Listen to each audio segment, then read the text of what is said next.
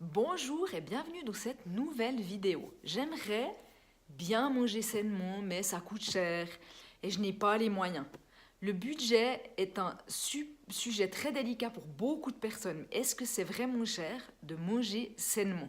C'est de ça que je voudrais vous parler dans cette vidéo. Et si je vous disais que non? Alors, une première remarque que je souhaiterais faire, c'est d'être conscient que notre budget alimentation, il correspond actuellement à 11% de notre budget total, soit 4 fois moins que dans les années 50 où les gens y dépensaient le 40% de leur budget pour se nourrir. Donc c'est quand même juste important de se rappeler ça. C'est comme si actuellement on cherche le plus possible à économiser sur la nourriture. Donc on va privilégier des aliments qui sont peu chers, mais vous savez bien qu'il n'y a pas de miracle. Si vous ne voulez pas y mettre le prix, vous aurez une qualité médiocre. Vous aurez des animaux, des viandes d'animaux qui sont piqués aux hormones pour qu'ils grandissent plus vite, qu'on a nourris avec des déchets. Vous aurez des fruits et des légumes qui sont pleins de pesticides, qui sont pleins d'insecticides, des herbicides, et j'en passe. Hein? Donc bref, des aliments qui ne sont pas des aliments, tout simplement. Donc pour vous convaincre, lisez le livre Vous êtes fou d'avaler ça, qui vous explique toutes les dérives de l'agroalimentaire, qui a été écrit par quelqu'un qui travaillait dans ce domaine-là. Ou regardez le film L'aile ou la cuisse avec Louis de Funès. Je crois qu'on y est arrivé là aux usines Tricatel. Donc il existe rien au monde qui exerce un effet aussi puissant sur la santé que la nourriture. Je répète, il n'existe rien au monde qui exerce un effet aussi puissant sur la santé que la nourriture.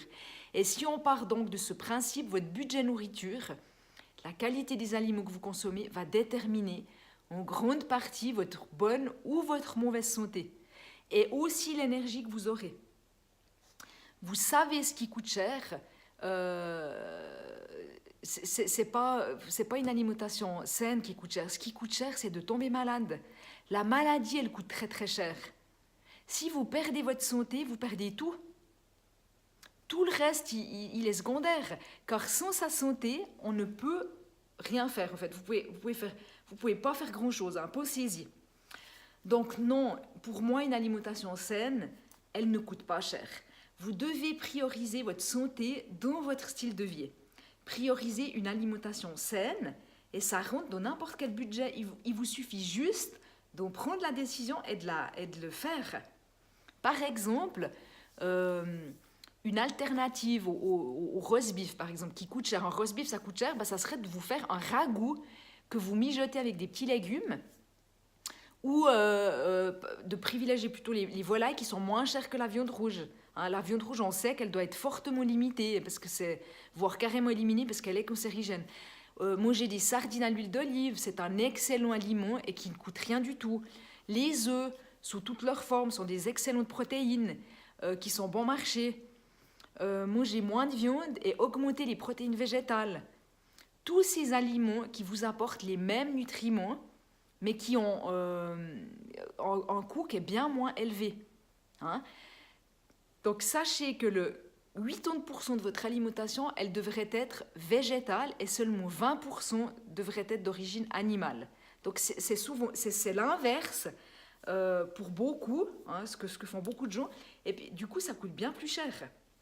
Donc mangez des vrais aliments que vous cuisinez et qui ont une densité nutritionnelle qui est élevée.